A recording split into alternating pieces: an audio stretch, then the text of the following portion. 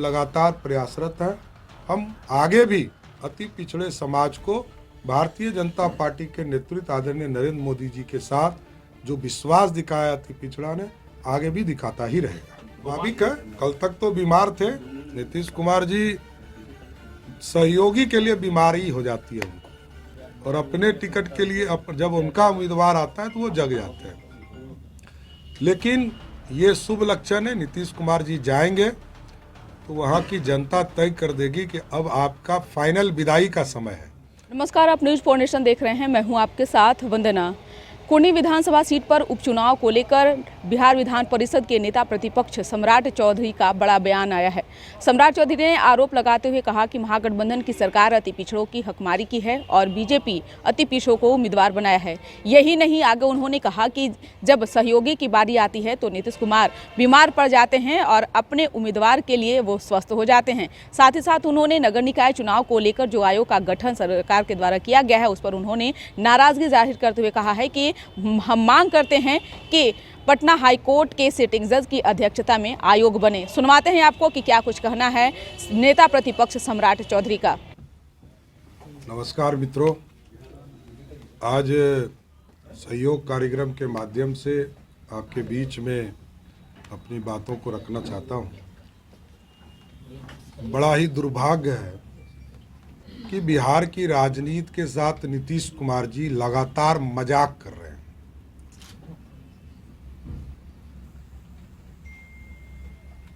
अक्टूबर महीने में ही नीतीश कुमार जी की सरकार ने हाई कोर्ट के निर्णय के बाद अति पिछड़ों के आरक्षण के मामले में कमेटी बनाई और कमेटी के बनने के बाद चुनाव को स्थगित किया गया, लेकिन रद्द नहीं किया गया।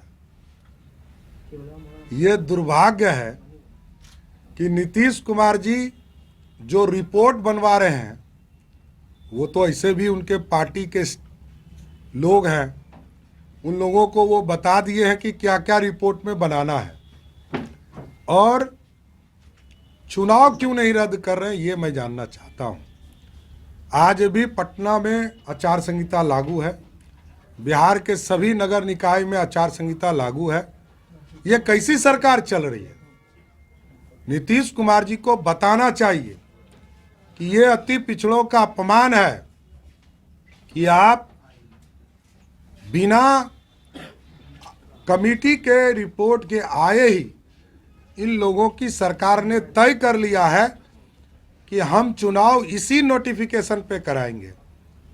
ये अत्यंत ही गंभीर मामला है और मैं सरकार से डिमांड करता हूं कि 13 तारीख तक आपने यदि इसको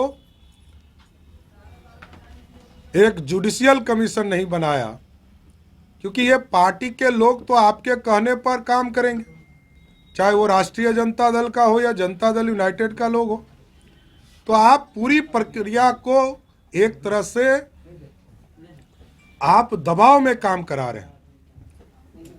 इस आयोग का कोई औचित्य नहीं रह गया। आयोग अब पटना हाई कोर्ट के सिटिंग जज के नेतृत्व में होना चाहिए।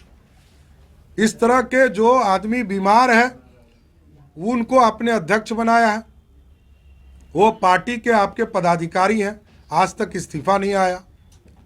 ये कैसे हो सकता है? ये आप मजाक कर रहे हैं। मैं बार बार कह रहा हूं कि नीतीश कुमार जी लोकतंत्र के साथ, अति पिछड़े समाज के साथ मजाक करने का काम कर रहे हैं। चुनाव के पूरी प्रक्रिया को प्रभावित करने का काम नीतीश कुमार जी कर रहे हैं, और हमारी पार्टी ने तो कमेटी बनाया और हम इसका जांच भी करा रहे हैं। आदरणीय भीम सिंह जी, अजय निषाद जी, शंभू शरण पटेल जी और राम कुमार जी इस पूरी कमेटी को लीड कर रहे हैं। तो ये पूरा स्पष्ट है कि बिहार में नीतीश कुमार जी अति पिछड़े के सम्मान को बढ़ाने का काम नहीं कर रहे हैं, अति पिछड़े के सम्मान को घटाने का काम कर रहे हैं। आप चुनाव रद्द नहीं करेंगे तो कैसे होगा? जो TTT का टेस्ट का आदेश का भारत के सर्वोच्च न्यायालय ने दिया, जब उसका रिपोर्ट आया ही नहीं तो आपने तय कैसे कर लिया? यह गंभीर आरोप है। सरकार और चुनाव आयोग दोनों को मैं चेतावनी देता हूं कि आप चुनाव आयोग निष्पक्ष होकर काम करे। पटना हाई कोर्ट ने डिसीजन दिया, उसके बाद भी आप निष्पक्ष नहीं है। निष्पक्ष होइए और आयोग के रिपोर्ट के आधार पर फिर से नोटिफिकेशन आप जारी कीजिए। ट्रिपल टी में जो आर्थिक, सामाजिक और शैक्षणिक के तौर पर जो टेस्टिंग का आधार रखा गया है, उस पूरी प्रक्रिया को अपनाना चाहिए। ये मेरा गंभीर आरोप है। दूसरा, स्वाभाविक है, कल तक तो बीमार थे नीतीश कुमार जी, सहयोगी के लिए बीमारी हो जाती है उनको, और अपने टिकट के लिए जब उनका उम्मीदवार आता है तो वो जग जाते हैं। लेकिन ये शुभ लक्षण है, नीतीश कुमार जी जाएंगे तो वहाँ की जनता तय कर देगी कि अब आपका फाइनल विदाई का समय है। नीतीश कुमार जी जाएंगे तो गारंटेड बीजेपी की जीत होगी। मुकेश सर ने भी आपके हार की बात को हराने के लिए देखिए, भारतीय जनता पार्टी लड़ाई लड़ती है और सभी वर्गों की लड़ाई लड़ती है। अति पिछड़े के समाज के कल्याण के लिए हम लगातार प्रयासरत हैं। हम आगे भी अति पिछड़े समाज को भारतीय जनता पार्टी के नेतृत्व आदरणीय नरेंद्र मोदी जी के साथ जो विश्वास दिखाया अति पिछड़ा ने, आगे भी दिखाता ही रहेगा। गोपालगंज की तरह वैसी देखिए, स्वाभाविक है, राष्ट्रीय जनता दल और जनता दल यूनाइटेड ने मिलकर उनके 4 एमएलए तोड़े हैं, तो उनको तोड़े हैं तो उनका जवाब वो देंगे। तो पर चुनाव जीत कर आएंगे और एमसीडी भी एब्सोल्यूट मेजोरिटी के साथ हम दिल्ली में चुनाव जीत कर आने वाले हैं। नीतीश कुमार जी ने जिस तरह राजनीतिक धर्म परिवर्तन किया है, अब बिहार में इनसे कोई उम्मीद नहीं है। पीएफआई के दबाव में, लालू प्रसाद जी के दबाव में और सो कॉल्ड सामाजिक न्याय के जो एक चर्चा करते हैं, उसके दबाव में नीतीश कुमार जी का रूल ऑफ लॉ नहीं रह गया। नीतीश कुमार जी अब दबाव की राजनीति कर रहे हैं। कितना बड़ा खतरा है आईएएस? देखिए, ये देश का सवाल है, देश को मिटने नहीं देंगे, ये तय किया है इस देश के प्रधानमंत्री। और ये जरूर मैं कहता हूँ कि देश के प्रधानमंत्री नरेंद्र मोदी जी हैं, तब तक बिहार भी सुरक्षित रहेगा।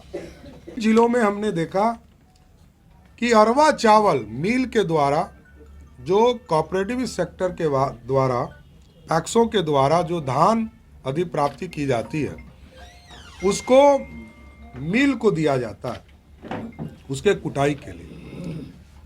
कई जिले ऐसे हैं जहां अरवा चावल का ही फैक्ट्री है, मिल है, और वहां पर इन लोगों ने उसना का दे दिया। जैसे मैं उदाहरण में देता हूं, गया में, नवादा में, मुंगेर में एक भी उसना चावल का फैक्ट्री मिल नहीं है। अरे आप इसको एक रास्ता बनाइए कि पहले उस जिले के आधे चावल को उसना चावल और आधा अरवा चावल दिया जाए। ये पूरे प्रोसेस को, इससे यह प्रतीक होता है कि कहीं ना कहीं घोटाला हो रहा है।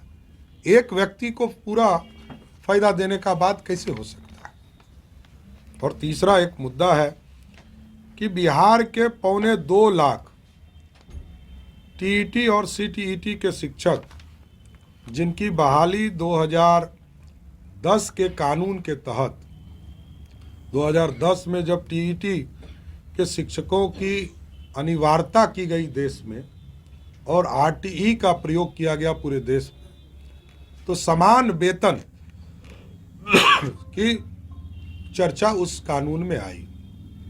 लेकिन बिहार की सरकार ने उसको भी नियोजन में रखा है। इसको नियोजन से अलग करना चाहिए। और टीईटी तो पूरी तरह एक कंपटीशन देकर बच्चे लोग आए हैं जो सरकारी नौकरी में आए हैं, तो इनको एकदम समान वेतन के आधार पर एक अलग संवर्ग बनना चाहिए, इसकी मांग मैं करता हूं। और कुडंडी विधानसभा चुनाव में जनता दल यूनाइटेड की हवा निकल गई है और आपको देखने को लगेगा कि जनता दल यूनाइटेड जो अति पिछड़ों के सम्मान की बात करती थी, नीतीश कुमार जी को कहते थे कि मसीहा हैं, अति पिछड़े के सम्मान को वहाँ गिराने का काम किया। अति पिछड़े के समाज के वहाँ सिटिंग एमएलए थे, उनको टिकट नहीं दिया। हमने तो अति पिछड़े समाज जो हमारा पहले प्रत्याशी था उसी पर भारतीय जनता पार्टी ने विश्वास किया और केदार गुप्ता जो कानून समाज से आते हैं उनको उम्मीदवार बनाने का।